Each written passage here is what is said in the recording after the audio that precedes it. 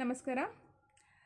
ಇವತ್ತಿನ ಪ್ರಶ್ನೆ, ಕೈಮದ್ದಿನಿಂದ ಉಂಟಾಗಿರ್ತಕ್ಕಂಥ ಮಾನಸಿಕ ಸಮಸ್ಯೆಗಳನ್ನ ಹೇಗೆ ನಿವಾರಣೆ ಮಾಡ್ಕೋಬೇಕು ತಿಳಿಸ್ಕೊಡಿ ಅಂತ. ನೋಡಿ, ಈ ಮಾನಸಿಕ ಸಮಸ್ಯೆ ಅಂತ ಮದ್ದಿಡಿಯಿಂದನೇ ಉಂಟಾಗಿದೆ ಅಂತ ತಿಳ್ಕೊಬಾರ್ದು. ನಮ್ಮ ದಿನನಿತ್ಯದ ಜೀವನದಲ್ಲಿ ಹಲವಾರು ವ್ಯಕ್ತಿಗಳಿಂದ ಉಂಟಾಗ್ಬೋದು, ವಸ್ತುಗಳಿಂದ ಉಂಟಾಗ್ಬೋದು. ನಮಗೆ ನಾವೇನೇ ಯಾವುದೋ ಒಂದು ವಿಷಯದಲ್ಲಿ ಸಫರ್ ಮಾಡಿಕೊಂಡು ಮಾನಸಿಕ ಸಮಸ್ಯೆಗೆ ಒಳಗಾಗ್ಬೋದು. ಸುಮಾರು ರೀತಿಯಾಗಿರ್ತಕ್ಕಂಥ ಮಾನಸಿಕ ಸಮಸ್ಯೆ ಅನ್ನೋದಿದೆ. ದುಡ್ಡಿನ ಸಮಸ್ಯೆಯಿಂದ ಮಾನಸಿಕ ಸಮಸ್ಯೆ ಬರುತ್ತೆ, ಗಂಡ ಹೆಂಡತಿಯ ನಡುವೆ ಪ್ರೀತಿ ಇಲ್ಲ ಅಂದರೆ ಬರುತ್ತೆ, ಓದಿನಲ್ಲಿ ಬರುತ್ತೆ, ತುಂಬ ಡಿಪ್ರೆಷನ್ಗೆ ಹೋಗಿರ್ತಕ್ಕಂಥ ಉದಾಹರಣೆಗಳನ್ನು ನಾವು ನೋಡ್ಬೋದು.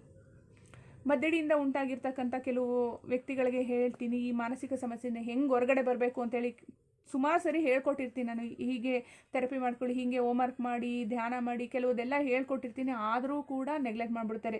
1 ದಿನ 2 ದಿನ 3 ದಿನ ಅಷ್ಟೇ, 4ನೇ ದಿನ ಮರ್ತೇ ಬಿಡ್ತಾರೆ. ಇದನ್ನು ಯಾರು ಮಾಡ್ತಾರೆ ಬಿಡಿ ಅಂತೇಳಿ. ಈಗ ನಿಮಗೆ ತುಂಬ ಹಸುವಾಗಿತ್ತು ಅಂತ ತಿಳ್ಕೊಳ್ಳಿ.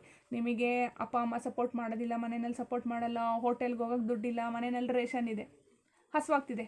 ಅಡುಗೆ ಮಾಡ್ಕೊಂಡು ತಿನ್ನಲೇಬೇಕಾ, ಅಡುಗೆ ಕಲೀಲೇಬೇಕಾ, ಕಲ್ತಾದರೂ ಸರಿ ಅಡುಗೆ ಮಾಡ್ಕೊಂಡು ತಿಂತೀರ ತಾನೆ. ಇದನ್ನು ಕೂಡ ಹಾಗೇನೆ. ಈಗ ನಾವು ಮಾರ್ಗದರ್ಶನ ತೋರಿಸ್ಬೋದು, ಹೀಗೀಗೆ ಹಿಂಗಿಂಗೆ ಅಂತ ಹೇಳ್ಬೋದು. ಕೈ ಹಿಡಿದು ಒಂದು ಸ್ವಲ್ಪ ದೂರ ನಡೆಸ್ಬೋದು ಅಷ್ಟೇ, ಪೂರ್ತಿಯಾಗಿ ನಡೆಸೋದಕ್ಕೆ ಆಗೋದಿಲ್ಲ. ನಾವು ಕೂಡ ಒಂದು ಒಳ್ಳೆ ಪ್ರೇಯರ್ ಮಾಡಿಕೊಂಡು ಎನರ್ಜಿ ನಿಮಗೊಂದು ಸೆಟ್ ಮಾಡಿ ಕೊಡ್ಬೋದು. ಆದರೆ ಆ ರೂಟಲ್ಲಿ ಹೋಗಿ ಗುರಿ ತಲುಪೋವಂತಹ ಕೆಲಸಗಳು ನಿಮ್ಮದೇ ಆಗಿರುತ್ತೆ, ಪೇಷಂಟು ಈ ಕೆಲಸ ಆಗಿರುತ್ತೆ. ಸೊ ಹಾಗಾಗಿ ನೀವು ಅದಕ್ಕೆ ಎಫರ್ಟ್ ಹಾಕಲೇಬೇಕು. ಈಗ ಹಸುವಾಗ್ತಿದೆ, ಊಟ ಮಾಡಬೇಕು. ಈಗ ಯಾರೂ ಇಲ್ಲ, ಗತಿಮತಿ ಅನ್ನೋದು ಯಾರೂ ಇಲ್ಲ, ನಿಮಗೆ ನೀವೇ ಅಡುಗೆ ಮಾಡ್ಕೊಂಡು ಊಟ ಮಾಡಬೇಕಾ? ಇದನ್ನು ಕೂಡ ಹಾಗೆ. ಚಿಕ್ಕ ವಯಸ್ಸಲ್ಲಿ ಇವಾಗ ಶೂ ಹಾಕೊಳ್ಳೋಕೆ ಬರ್ತಿಲ್ಲ, ಬಟ್ಟೆ ಹಾಕೊಳ್ಳೋಕೆ ಬರ್ತಿರ್ಲಿಲ್ಲ, ತಲೆ ಬಚ್ಕೊಳ್ಳೋಕೆ ಬರ್ತಿರ್ಲಿಲ್ಲ, ಅದೆಲ್ಲ ಕಲ್ತ್ಕೊಂಡಿರ್ತೀವಿ ತಾನೆ. ನಮಗೇನು ಅವಶ್ಯಕತೆ ಇದೆಯೋ ಎಲ್ಲ ಕಲ್ತ್ಕೊಂಡಿರ್ತೀವಿ ತಾನೆ. ಅದೆಲ್ಲ ಕಲ್ತ್ಕೊಂಡಿದ್ದೀವಿ ಅಂತ ಅಂದರೆ ಇದನ್ನು ಕೂಡ ನೀವು ಕಲ್ತ್ಕೊಳ್ಳೇಬೇಕಾಗುತ್ತೆ. ಕೆಲವು ಎಷ್ಟು ಸುಲಭ ರೀತಿಯಾಗಿರ್ತಕ್ಕಂತಹ ಒಂದು ಮಾರ್ಗದರ್ಶನವನ್ನು ನೀಡ್ತಾ ಇರ್ತೀನಿ, ಅದರಲ್ಲೂ ಕೂಡ ಹೋಗೋದಕ್ಕೂ ತುಂಬ ಜನ ನೆಗ್ಲೆಕ್ಟ್ ಮಾಡ್ತೀರಾ. ಮಾನಸಿಕ ಹಿಂಸೆ ಉಂಟಾಗು ಅಂದರೆ ಉಂಟಾಗ್ದಲೇ ಇರುತ್ತಾ?